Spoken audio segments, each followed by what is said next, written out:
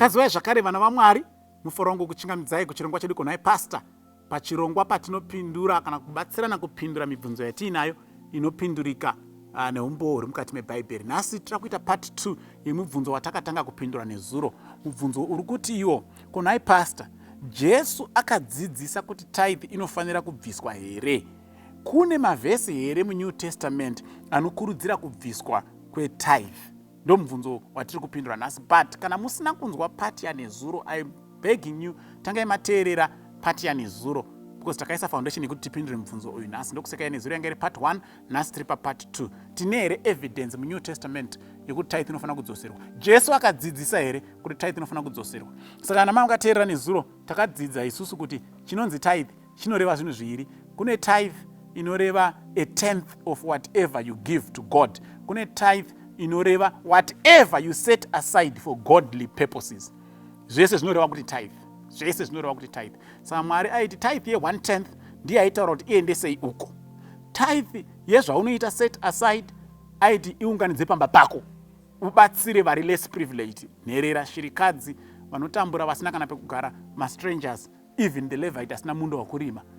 Yaisitomboenda kuchechi, yaiunganidzwa kumba iyoyo. Yainzi you give cheerfully, sekufara kwemwoyo wako. Haina kuspecify amount, but inonzi tithe. Okay?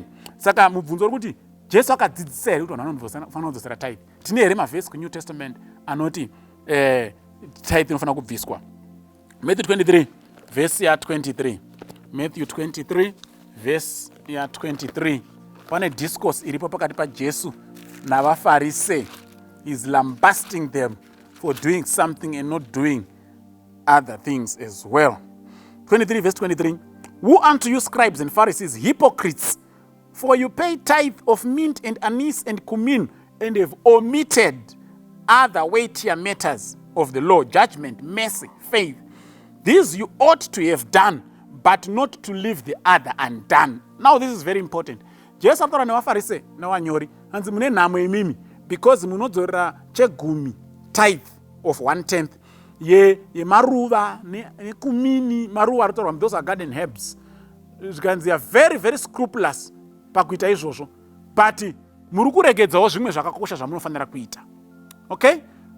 Maifanira kuramba muchiita izvi, zvipi? Zvekudzosera chegumi, but musingaregedzewo kuita izvo, judgment, mercy and faith.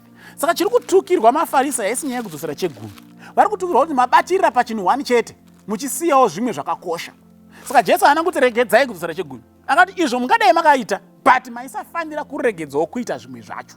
So please take note. Jesu haana kumbodzidzisa kuti regedzai kudzosera chegumi. Akati yes, it's good. Iri kuti these you ought to have done, but not to leave the other undone. Jesu ndo zvaari kudzidzisa. Sekubvunza kwaita munhu, Jesu akadzidzisa here? Yes, Jesu akadzidzisa kuti musaregedza kudzosera chegumi, but musangofunge kuti bedzi kana madzosera chegumi matoo right.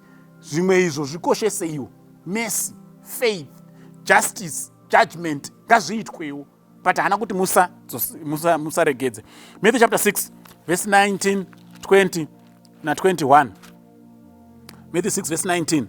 Lay not up for yourselves treasures on the earth, where moth and rust doth corrupt, and where thieves break through and steal. But lay up for yourselves treasures in heaven, where neither moth nor rust doth corrupt, and where thieves do not break through nor steal. For where your treasure is, there will your heart be also.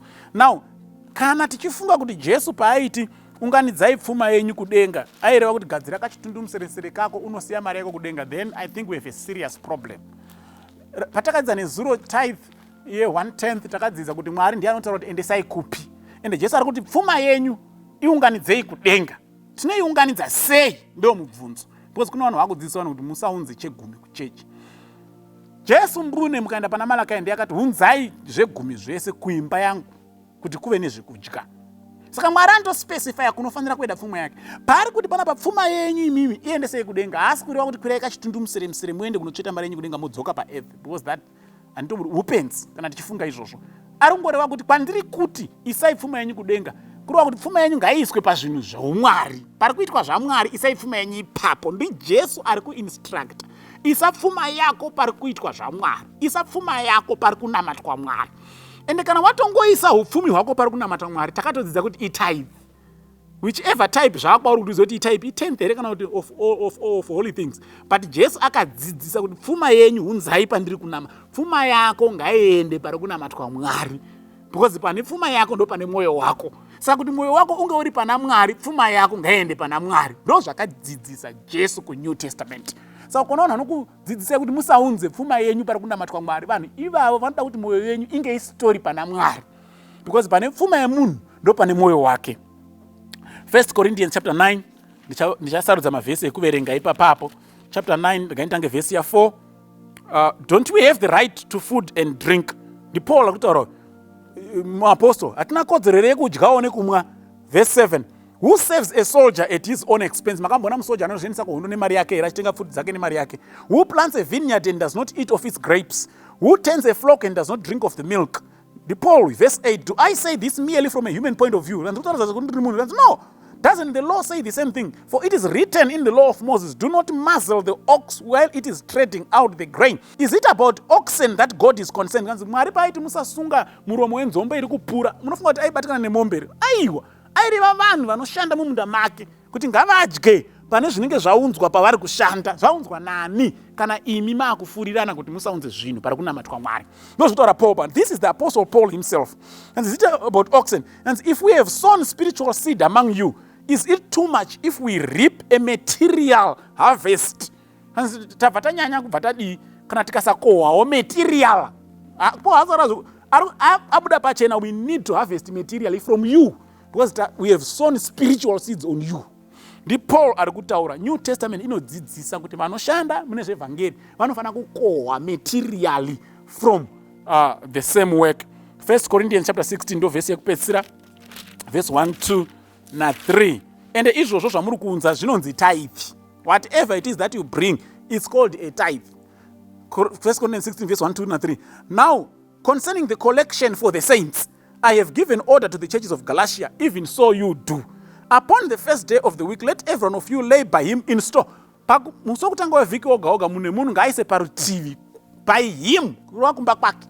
Maakuiziva kuti tithe ipi irikutaurwa pa yaiswa pamba pako. As God has prospered him, so that there be no gatherings when I come. When I come, whomsoever you shall approve by your letters, them will I send to bring your liberality to Jerusalem.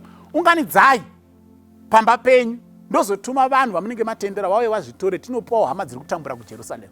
Exactly tithe yakataurwa pana Deuteronomy chapter 14 verse 25, 26 na 27. Unganidzai kuitira vari kutambudzika. Inonzi tithe. Saka New Testament yakazara nemavhesi anoti pfuma yenyu, mari dzenyu, tithe yenyu, unzai kuri kunamatwa Mwari. Ende kana wakuda kuzobvunza kuti tithe ipi, wamubvunzo umwe wechipiri. But hongu New Testament inodzidzisa kuti tithe inounzwa. Up to this day, we are expected to return tithe. Mwari akukomborera akubatsirei. Amen.